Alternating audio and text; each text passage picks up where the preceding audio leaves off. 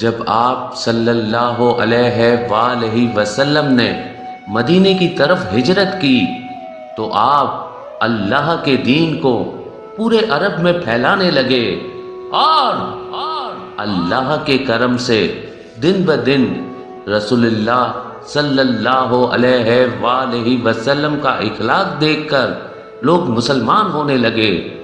لیکن عرب میں کچھ علاقے ایسے تھے جہاں مسلمانوں پہ ظلم ابھی تک قائم تھا، اور ان علاقوں میں سے خیبر ایک ایسا قلعہ تھا جس میں مشرک کفار فخر کیا کرتے تھے۔ اللہ کے رسول نے خیبر والوں کی اصلاح کے لیے مدینے والوں کو کہا کہ چلو مل کے خیبر والوں کی اصلاح کرتے ہیں۔ اس وقت لوگ یہ سمجھتے تھے کہ ہمیشہ رسول اللہ ہر جگہ علی کو بھیجتے ہیں، اگر ہمیں بھی موقع ملے تو ہم بھی اپنی بہادری دکھائیں، ہم بھی اپنی طاقت سے دنیا کو حیران کر دیں گے۔ تبھی اللہ کے رسول نے فرمایا کہ اللہ کی مرضی ہے کہ خیبر کی طرف علی کے بغیر جایا جائے۔ لوگ حیران ہونے لگے کہ خیبر کا اتنا بڑا قلعہ اور وہاں مرہب جو ہزاروں لوگوں سے لڑتا ہے، جس کی بہادری کے قصے پورے حجاز میں عام ہے، وہاں علی کے بغیر کیسے جائیں؟ اللہ کے رسول نے فرمایا ہر وہ شخص جو اپنے آپ کو بہادر سمجھتا ہے وہ آئے اور یہ سوچ لے کہ کسی کو مال غنیمت نہیں ملے گا۔ اللہ کے رسول 1565 اصحاب کے ساتھ خیبر کی طرف روانہ ہوئے، جن میں 200 سوار اور باقی سب پیدل تھے۔ خیبر مدینے سے 171 کلومیٹر دور شمال میں واقع ہے۔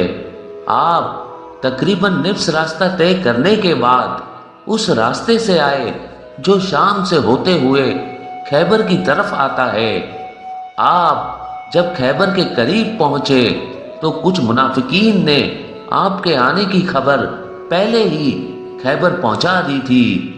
خیبر والے اپنے قلعے پہ کھڑے ہو کر زور زور سے ہنسنے لگے اور یہ کہنے لگے کہ اے محمد، یہ مٹھی بھر لوگ آپ لے کے یہ قلعہ فتح کرنے آئے ہیں۔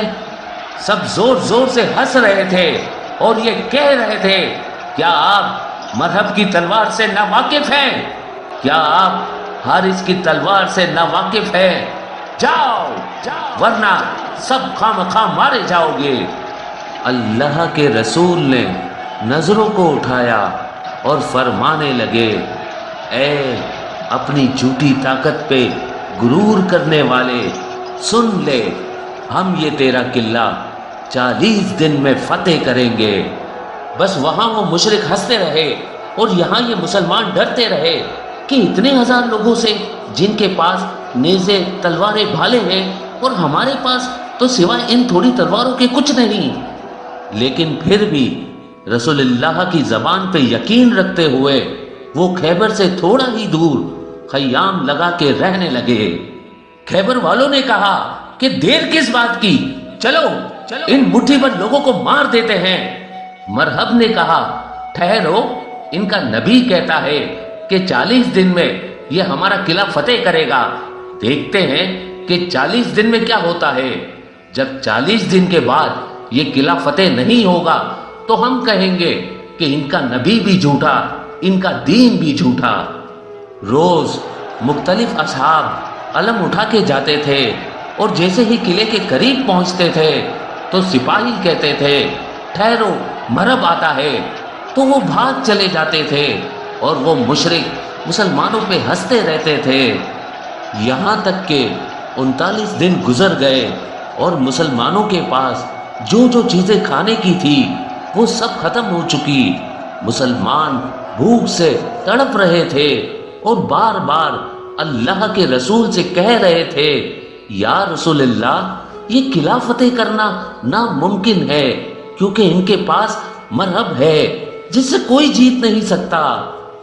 اللہ کے رسول نے فرمایا کل 40واں دن ہے اور کل میں علم اس کو دوں گا جو کرار ہوگا، غیر فرار ہوگا، اور اس کے ہاتھوں میں اللہ کی طاقت ہوگی اور وہ یہ قلعہ فتح کرے گا اور مرحب کو 2 ٹکڑوں میں تقسیم کر دے گا۔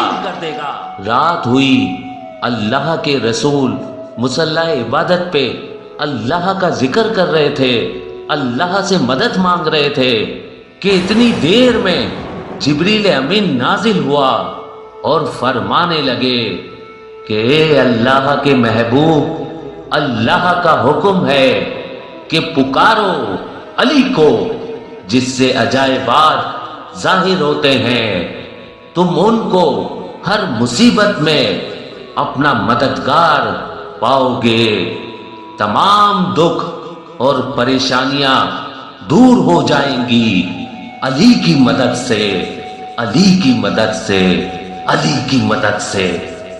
اللہ کے رسول نماز فجر کے بعد اصحاب سے کہنے لگے علی کہاں ہے؟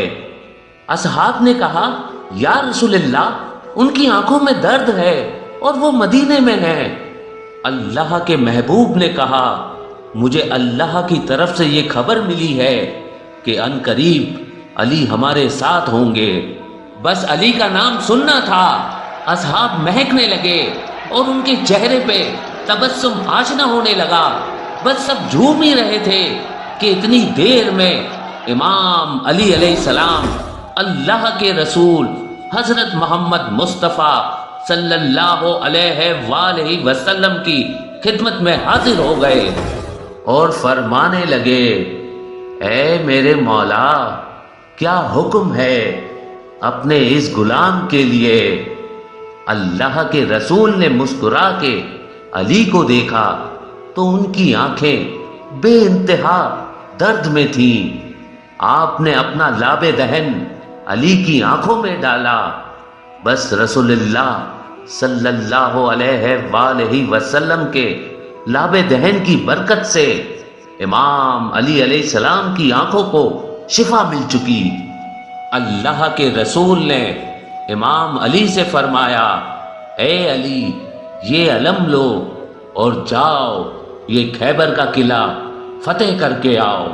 بس اللہ کے رسول کا یہ کہنا تھا، امام علی علیہ السلام علم لے کے خیبر کے قلعے کی طرف گئے اور فرمانے لگے لا الہ الا اللہ محمد رسول اللہ۔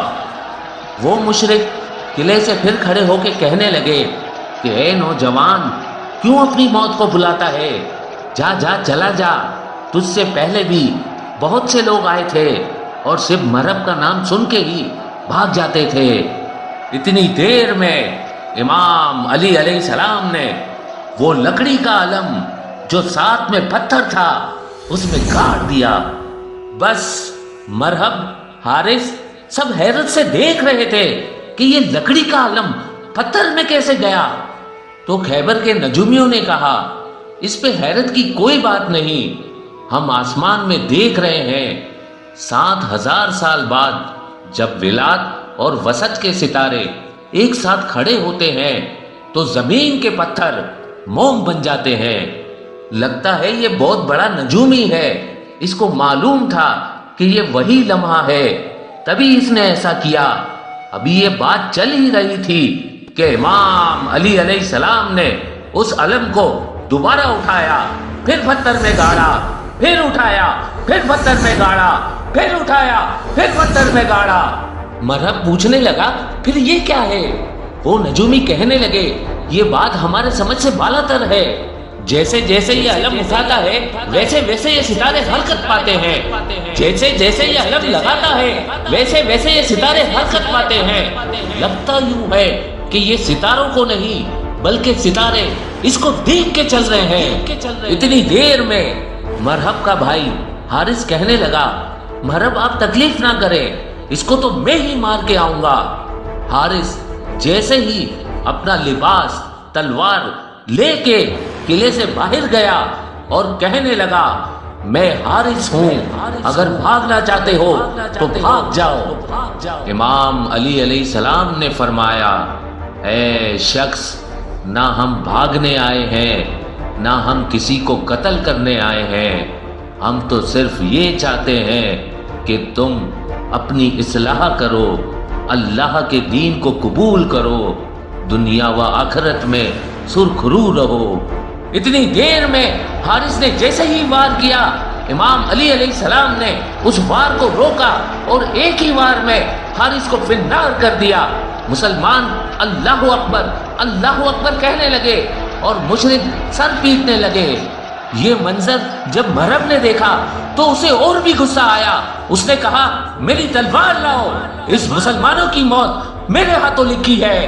تلوار لے کے خیبر کے قلعے کے باہر آیا اور جھوم جھوم کے کہنے لگا زمین خیبر کو معلوم ہونا چاہیے کہ آج اس کے سینے پہ مرحب آیا ہے، کبھی نہ مرنے والا۔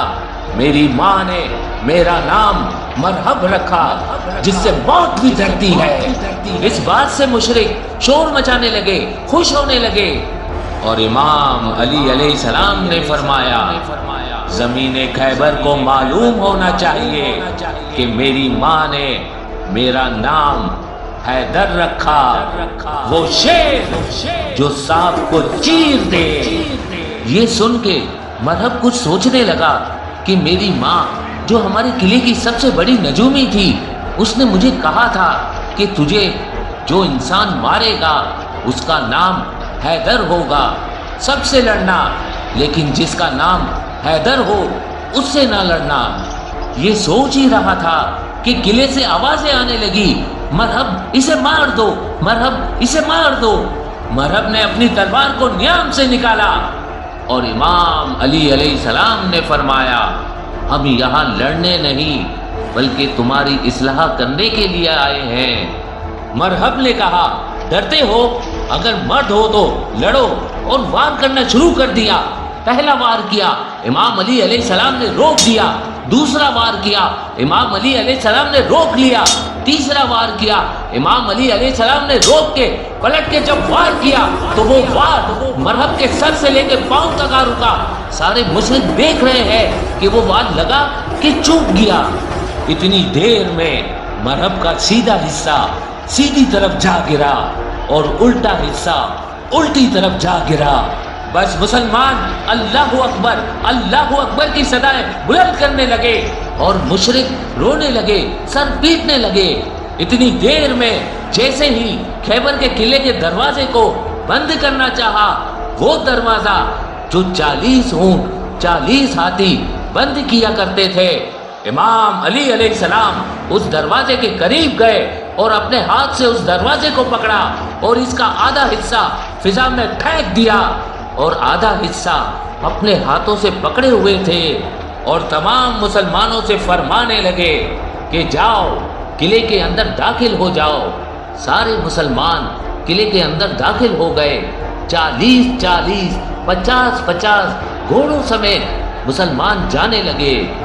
امام علی علیہ السلام اس دروازے کو اپنے ہاتھوں سے پکڑ کھڑے تھے کہ اتنی دیر میں جب اللہ کے رسول حضرت محمد مصطفیٰ صلی اللہ علیہ وآلہ وسلم اپنے مبارک گھوڑے کے مبارک قدموں سمیت اکیلے اس دروازے سے جانے لگے تو امام علی علیہ السلام کے ہاتھ کانپنے لگے۔ اصحاب نے پوچھا یا علی، ہم سینکڑوں لوگ دروازے کے اوپر سے جا رہے تھے، آپ کے ہاتھ نہیں کانپے؟ ایک اللہ کا رسول جب دروازے کے اوپر سے گیا تو آپ کے ہاتھ کیوں کانپ رہے ہیں؟